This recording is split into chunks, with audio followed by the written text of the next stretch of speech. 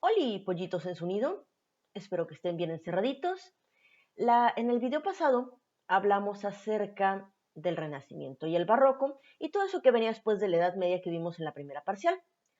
Ahora nos tocan la Ilustración y el Neoclásico, que son prácticamente lo mismo. La Ilustración viene a ser la corriente filosófica que da paso a la corriente artística del neoclasicismo, pero necesitamos uno para poder hablar del otro. Estamos ya en el siglo XVIII, XIX, después del barroco y su exceso de adornos. Y bueno, vamos viendo qué nos toca ahora. La ilustración, queridos encantos, es parte del siglo de las luces y la época de la razón, cuando el ser humano decide que el conocimiento es lo más importante, ya se alejan totalmente de la religión y buscan acercarse a lo que el ser humano, el hombre, puede hacer, puede pensar, puede inventar, puede filosofar. Todo esto acaba llevándonos al final hacia las grandes revoluciones, como viene a ser la Revolución Francesa, la independencia de Estados Unidos, las independencias americanas de México, Argentina, Paraguay, Uruguay y todos los demás países americanos. Todo esto empieza cuando los seres humanos dejan de pensar, ok, ¿qué puedo hacer yo? Digo, más bien empiezan a pensar, ¿qué puedo hacer yo en este mundo para mejorar mi vida? Y hasta dónde puedo llevar la mente y el conocimiento humano. Entre esas, tres filósofos franceses, Voltaire, Diderot y D'Alembert, tuvieron la fantástica idea de intentar reunir todo el conocimiento de la humanidad y aparte ponerlo en orden alfabético en lo que ellos llamaron la enciclopedia. Enciclos significa todo, paidos, conocimiento, entonces todo el conocimiento, todo el saber de la humanidad. Y empiezan a investigar y a escribir y demás, pero los países estaban todavía siendo regidos por reyes. Y a los reyes no les convenía que la gente común aprendiera y pensara, porque entonces se les iba a ocurrir que no necesitamos a los reyes para que nos gobiernen. Podemos gobernarnos a nosotros mismos o podemos elegir a nuestros gobernantes sin necesidad que sean heredados de padres a hijos, porque muchas veces ese poder que se hereda no es, o más bien dicho, no lo heredan las personas más capaces. Entonces, ¿por qué mejor no elegir a los mejores para que nos gobiernen? Esas ideas de ilustración, esas ideas de igualdad, van tomando fuerza primero en Francia y de ahí empiezan a pasar además países europeos y llega también a América. Y esas ideas son las causas de las independencias. La ilustración es un movimiento de las clases populares, de la gente normal, aunque claro, la gente normal con dinero, los demás estaban muy ocupados tratando de no morirse de hambre, y muy pocos gobernantes estuvieron a favor de ellos. Entonces, eran casi ideas prohibidas. Según Immanuel Kant, la ilustración significa el movimiento del hombre al salir de una puerilidad mental de que él mismo es culpable. Puerilidad es la incapacidad de usar la propia razón sin la guía de otra persona. Esta puerilidad es culpable cuando su causa no es la falta de inteligencia, sino la falta de decisión o de valor para pensar sin ayuda ajena. Sapere aude, atrévete a pensar, es por consiguiente el lema de la ilustración. O sea que según Kant, en la ilustración lo que buscaban era conocer, pensar ellos mismos sin que les tuvieran que decir qué hacer o qué pensar. Estamos hablando de que, recordemos, la iglesia y los reyes les decían qué tenían que hacer todo el tiempo. Entonces aquí decían, no necesitamos nadie que nos guíe, nosotros podemos pensar por nosotros mismos.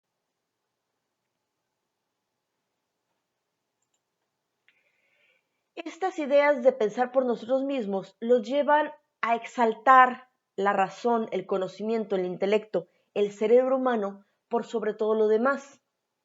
Y aquí es donde ya por fin nace la idea de que lo único que diferencia al hombre de los demás animales es su capacidad de utilizar su cerebro. Sostenían que la razón, el conocimiento, el pensamiento, podía combatir la ignorancia, la superstición y la tiranía y hacer, si nos dejaban pensar a todos correctamente, un mundo mejor en el que todos fuéramos felices. Funciona o no funciona a veces. La Ilustración no solamente fue un movimiento filosófico, sino que también fue un movimiento económico, político, social, que cambió toda la manera de ver cómo los hombres conviven con los otros hombres.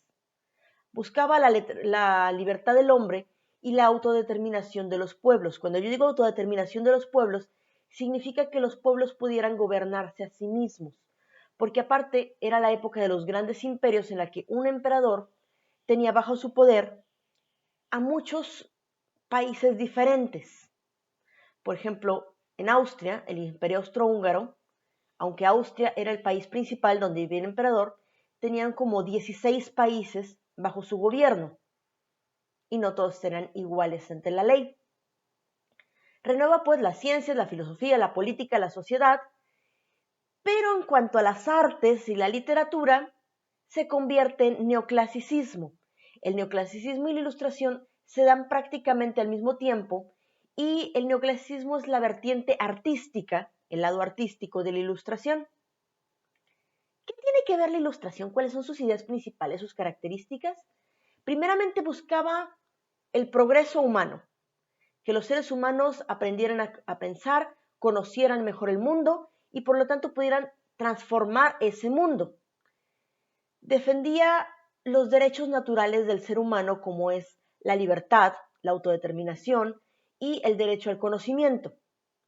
También es una especie de renacimiento nuevo en la que ya ahora sí se olvidan totalmente de Dios y se centran en el ser humano y lo que este ser humano puede hacer y pensar.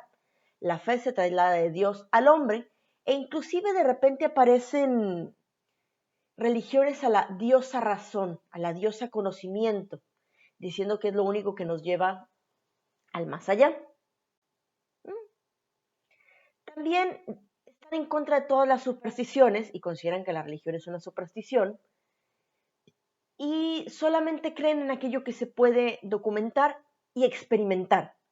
O sea, si yo lo veo, lo toco, lo puedo manipular, existe. Si no, no. Por lo tanto, el alma, el más allá, el paraíso, Dios, todo eso, como no lo podían ver, tocar y mover, para ellos no existía. Todo esto de experimentar y que la sociedad podía irse a sí mismo, conlleva a muchas revoluciones sociales. También otra de sus características es el pragmatismo. Solamente lo que es útil, lo que tiene una razón de ser, lo que tiene un fin útil, merece hacerse. Sobre todo respecto a las artes, ya acabó eso de hacer el arte por el arte y el arte nada más porque es bonito. Aquí el arte tiene que enseñar, tiene que tener un fin útil. Si no, pues no funciona. También, si en la corriente anterior, en el barroco, buscaban hacer cosas originales, aquí la Ilustración y el neoclásico dicen no, la originalidad es mala, haz lo que ya fue hecho.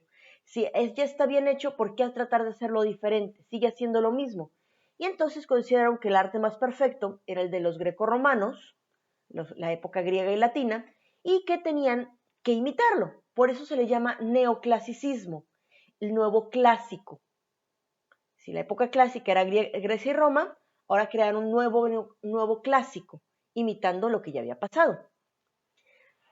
Bueno, dentro de los pensadores y autores de la Ilustración tenemos a d'Alembert, a Diderot y Voltaire, que son los de la enciclopedia, a Montesquieu, a Rousseau, a Isaac Newton, a René Descartes, a Immanuel Kant y un montón de gente, por cierto.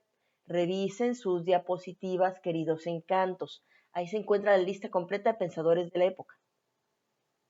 Entonces, las consecuencias de la Ilustración fueron la Revolución Francesa y las revoluciones e independencias americanas. Y tras la Revolución Francesa, llega mi amorcito corazón, Napoleón Bonaparte, que creía que dentro de la idea del neoclasicismo él podía convertir que Francia fuera el nuevo imperio romano y gobernar prácticamente toda Europa. Y casi lo logra, casi lo logra, mi amor. Pero no pudo. Bueno, en el siguiente video vamos a ver ahora sí ya lo que es el neoclasicismo, Fue la ilustración que es la que intelectualmente crea el neoclasicismo, y ahora vamos a ver en el arte cómo se las arreglan. Nos vemos, pollitos, manténganse a salvo, sean niños buenos, quédense en su nidito. Si no pueden quedarse en su nidito, enjáulense.